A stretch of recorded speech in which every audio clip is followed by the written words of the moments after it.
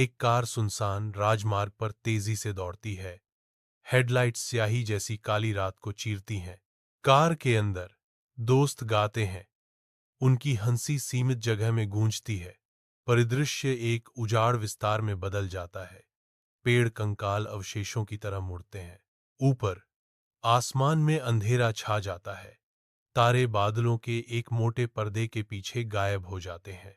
रात के अंधेरे में एक कार एक सुनसान गैस स्टेशन में रेंगती हुई जाती है, जो अंधेरे के समुद्र में डरावनी रोशनी का एक द्वीप है।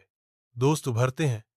चुप्पी गैस पंप की खड़खड़ाहट से टूटती है, क्योंकि वे टैंक भरना शुरू करते हैं। स्टेशन की जर्जर दीवारों के भीतर अनदेखी ताकतें हलचल मचा रही हैं, क्योंकि छाया से अजीब प्रतीक उभर रहे हैं। खस्ता हाल मोटल रात के अंधेरे में डरावना लग रहा है। इसकी टिमटिमाती नियॉन साइन भयानक छाया डाल रही है। धूल चांदनी में नाचती है।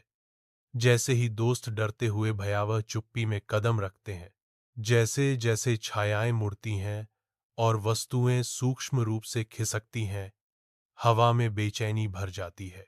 दर्पण क्षणिक आभासों को दर्शाते हैं। आंखें स्थायी पीड़ा से भरी हुई हैं।